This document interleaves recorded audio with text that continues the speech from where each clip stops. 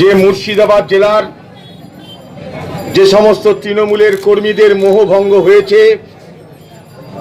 এবং আমি স্থির নিশ্চিত মুর্শিদাবাদ জেলার 100 জন যদি তৃণমূল কর্মী থাকে তার মধ্যে 80 জন তৃণমূল কর্মী যারা অন্তরে কংগ্রেস, বাহিরে তৃণমূল,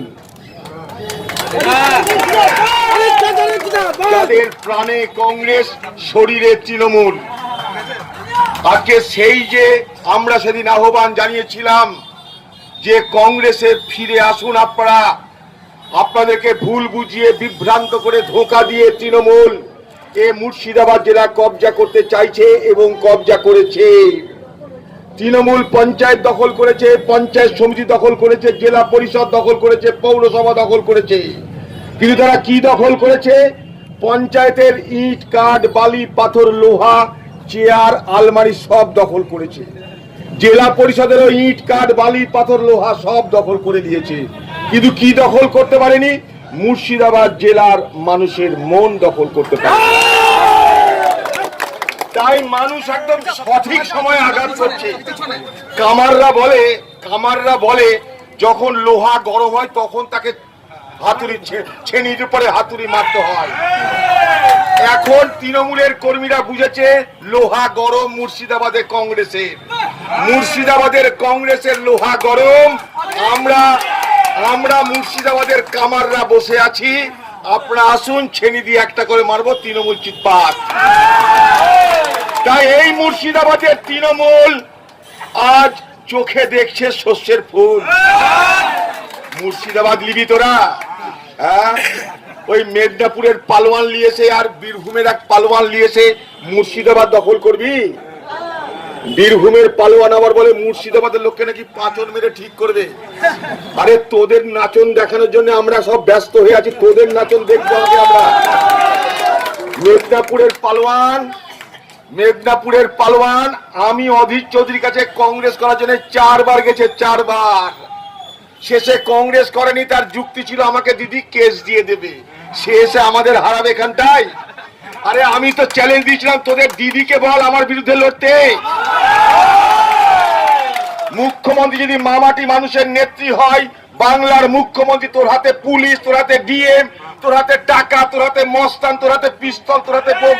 অধীর চৌধুরীকে হারাতে বলে রাজনীতি করা ছেড়ে দেবো, চল। 29 এপ্রিলের মধ্যে মুর্শিদাবাদ জেলার তৃণমূলকে বাজারে খুঁজতে হবে, বাইনোকুলার নিয়ে কোথায় গেল তৃণমূল। যারা যোগদান করছে তাদেরকে আমি উদাত্ত কণ্ঠে তাদের প্রতি আমার অভিনন্দন, তাদের প্রতি আমার ধন্যবাদ। একটা কথা বলে রাখছি, কংগ্রেস দল আমার আপনার সকলের।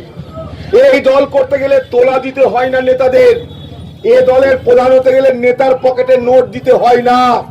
এ কংগ্রেস পার্টি অফিস সকলের, আপনার আমার সকলের। কোটিপতিরও পার্টি অফিস, গরিবেরও পার্টি অফিস, ব্রাহ্মণেরও পার্টি অফিস, চন্ডালেরও পার্টি অফিস, হিন্দুরও পার্টি অফিস, মুসলমানেরও পার্টি অফিস। এই পার্টি অফিসে কোনো জাত নেই, ভেদ নেই, ধর্ম নেই, সম্প্রদায় নেই।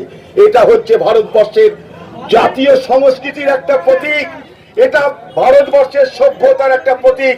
কংগ্রেস ছাড়া দেশ বাঁচবে না, সারা ভারতবর্ষের মানুষ এটা বুঝতে পারছে।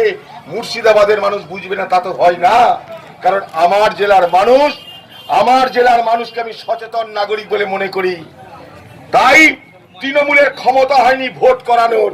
এখানকার ডিএম, এখানকার এসপি, এখানকার পুলিশ তৃণমূল পার্টির মনিব মমতা ব্যানার্জির 5-8টা কুকুরের ভূমিকা পালন করে এখানকার মানুষকে ভোট দিতে দেয়নি। তাই আগামী নির্বাচনে মুর্শিদাবাদের মানুষ সুদে আসলে পুষিয়ে নেবে। একটা জিনিস জানবেন, আমরা এখানটায় হাওয়া খেতে আসি না। कांग्रेस कभी हवा में नहीं खो जाते,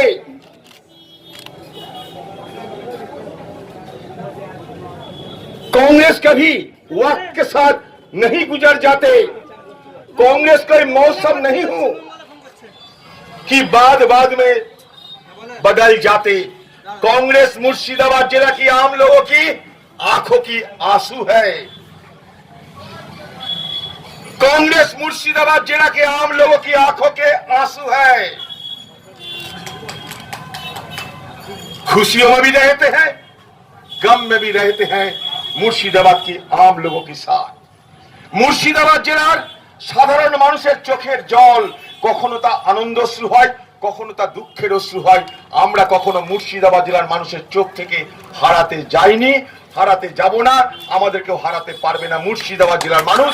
আমাদের মুর্শিদাবাদ জেলার মানুষকে আমরা শ্রদ্ধা করি, ভালোবাসি, সম্মান করি।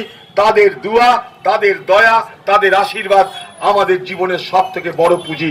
চলুন মুর্শিদাবাদ যেখানে ছিল ইনশাআল্লাহ সেই মুর্শিদাবাদকে সেইখানে ফিরিয়ে আনবো। আগামী নির্বাচনে, লোকসভা নির্বাচনে এই মুর্শিদাবাদ জেলায় কংগ্রেসের হবে 3-3, তৃণমূলকে কবর দিন। জয় হিন্দ।